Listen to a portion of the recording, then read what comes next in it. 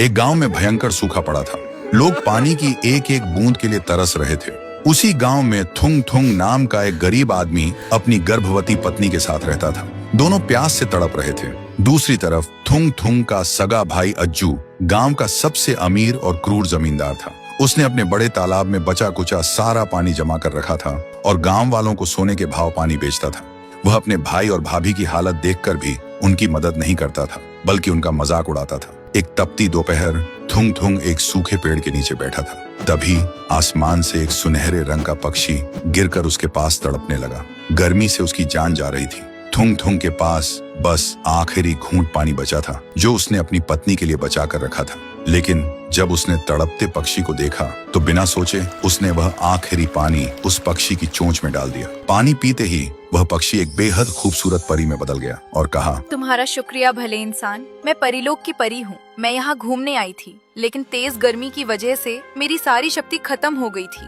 तभी परी ने अपनी जादू से एक सफेद रंग का शंख प्रकट किया और कहा, तुमने अपनी प्यास मारकर मेरी जान बचाई है। ये लो मेरा खास जादुई शंख। इसे धीरे से पानी मांगना, ये तुम्हारी प्यास बुझा देगा। लेकिन याद रखना, इसका इस्तेमाल सिर्फ जरूरत के लिए करना, लालच कभी मत करना। और इसे रोकने के लिए कहना, शंख बस करो, थम जाओ। इतना कहकर परी वहाँ से गायब हो गई। फिर थुंग थुंग ने उस शंख से डरते डरते कहा, शंख थोड़ा पानी दो। तुरंत शंख के मुंह से पानी की धार बहने लगी। थुंग थुंग हैरान रह गया। फिर उसने पेट भर पानी पिया। उसके बाद उसने जल्दी से अपनी बोतल भरी।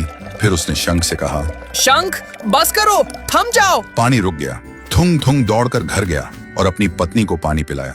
फिर थुंग थुंग ने वह पानी अपने सूखे खेतों में डाला। रातों रात उसके खेत हरे भरे हो गए। यह चमत्कार देखकर वह चुपचाप रात में गांव वालों के मटके भरने लगा। उधर अज्जू परेशान हो गया। उसका पानी का धंधा बंद होने लगा था। एक रात अज्जू गांव से गुजर रहा था। तभी उसने अंधेरे में देखा कि थुंग थुंग लोगों के मटके उस शंख से भर रहा है। तब अज्जू को समझ आया कि उसका धंधा डूबने की असली वजह क्या है। फिर उसने मन ही मन सोचा, अगर ये मैं छीन लूं और अपना सूखा तालाब भर लूं, तब तो मैं माला माल बन जाऊंगा रे।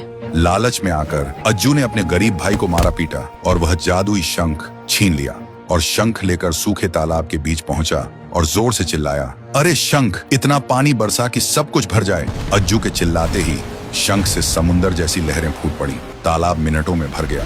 अज्जू घबरा गया। रुक जा, बंद हो जा। लेकिन शंख को रोकने का मंत्र उसे पता नहीं था और देखते ही देखते पानी उसे बहा ले गया। कहते हैं उसी शंख के पानी से आज का विशाल समुंदर बना और वह शंख आज भी समुंदर की गहराइयों में लगातार पानी उगल रहा है। इसीलिए समुंदर का पानी कभी नहीं सूखता।